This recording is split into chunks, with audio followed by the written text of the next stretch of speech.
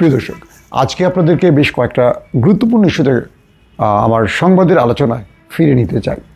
যেমন ধরুন, সাম্প্রতিক সময় আমরা দেখছি যে চরমোনাইয়ের সাথে বিএনপির একটা নতুন করে আলোচনা হয়েছে, কিছু বিষয় তাদের মধ্যে চুক্তি হয়েছে, বলা যায় একরকম এরকমই।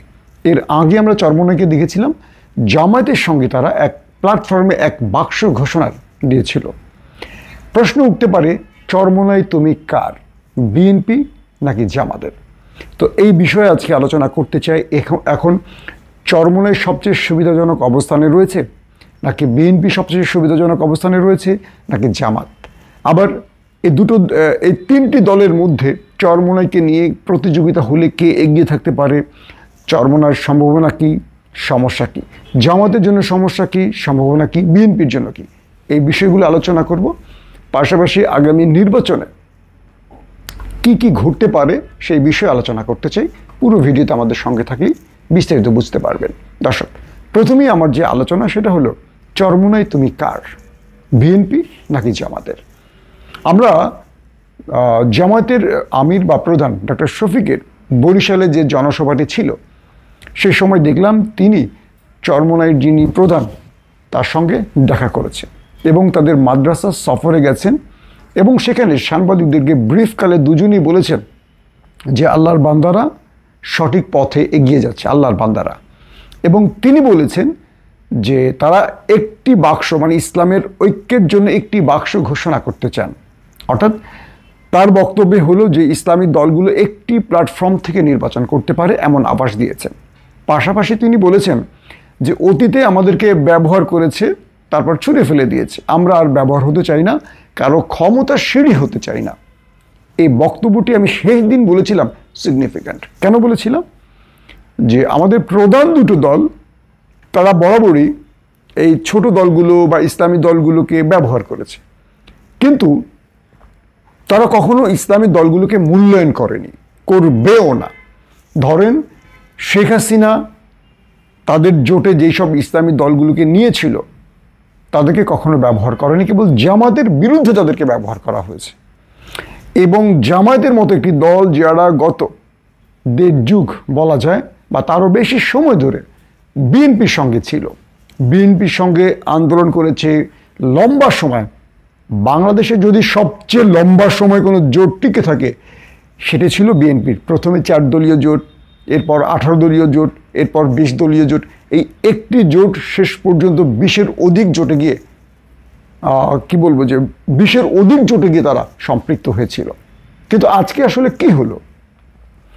5 তারিখের পর আমরা দেখছি যে সেই লম্বা সময় ধরে যে জোটটা টিকে ছিল, যাদের এত বন্ধুত্ব, গাঢ় বন্ধুত্ব, একসঙ্গে দীর্ঘ পথ যাত্রা, লড়াই, সংগ্রাম, রক্ত দেয়া, ফাঁসি বা কারাবরণ, এত কিছু, তাদের বন্ধুত্বে ফাটল ধরে গেছে। কারণ 5 তারিখের পর আওয়ামী লীগ মাঠে নেই। তাদের প্রধান শত্রু যখন মাঠে নেই, তখন তারা নিজেরা একে অপরের বন্ধুত্ব থেকে শত্রুত্বের রূপ নিয়েছে, কারণ ক্ষমতার প্রশ্নে। দ্বিতীয় হলো যে বিএনপি নেতারা ধরেই নিয়েছিলেন এতদিন জামাতকে, যে আমাদের প্রয়োজন জামাতকে, কারণ আওয়ামী লীগের এগেনিস্টে জামাতের ভোট ব্যাংক এবং রাজপথে জামাত যে অ্যাগ্রেসিভ বা ফাইটার বা তাদের যে সাহসী মনোভাব, এটা বিএনপির খুব প্রয়োজন ছিল। কারণ বিএনপি রাজপথে ততটা সাহসী ভূমিকা রাখতে পারে না। আমরা সব সময় দেখেছি বিএনপির কর্মীরা যতটুকু সাহসী, নেতারা একেবারেই না।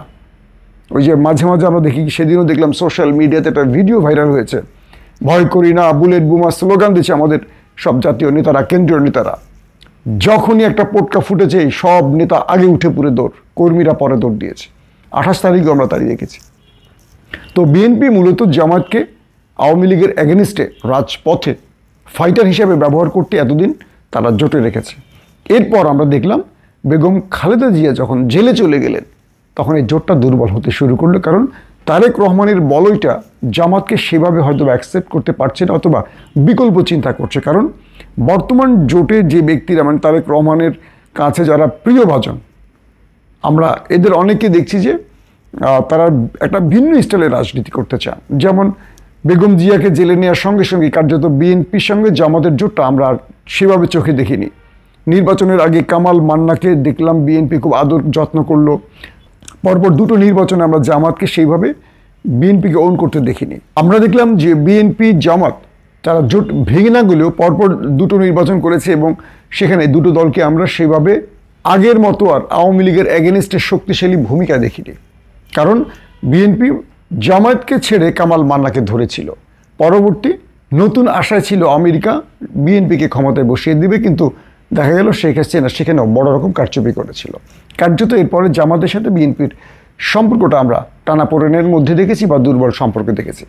5 তারিখের পর বিএনপি বুঝে গেছে এখন তো তাদের প্রধান শত্রু আওয়ামী লীগ নেই, তাহলে জামাতের সাথে আর জোটের প্রশ্ন নেই। বিএনপি ভুলে গেছে বিগত 2 দশক ধরে কি হয়েছে বা জামাতের অবদান কতটুকু বিএনপির জন্য, এটা তারা ভুলে গেছে। কারণ বিএনপি ক্ষমতায় আসবে এই স্বপ্নে বিভোর এবং বিএনপি বরাবরই ক্ষমতায় আসার একটা দল, যারা ক্ষমতায় আসার যোগ্যতা আছে, তাদের সেই রকম জনপ্রিয়তা আছে, ভোট ব্যাংক আছে।